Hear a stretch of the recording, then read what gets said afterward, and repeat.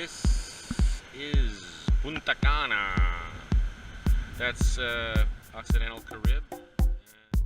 The Occidental Caribe was right next to the Republic, but I didn't get much footage of it, probably because it was so windy.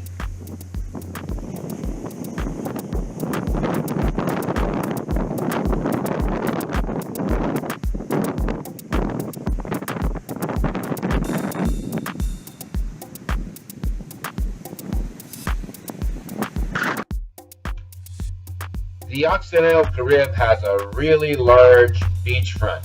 It's probably one of the original resorts that was on this beach right here.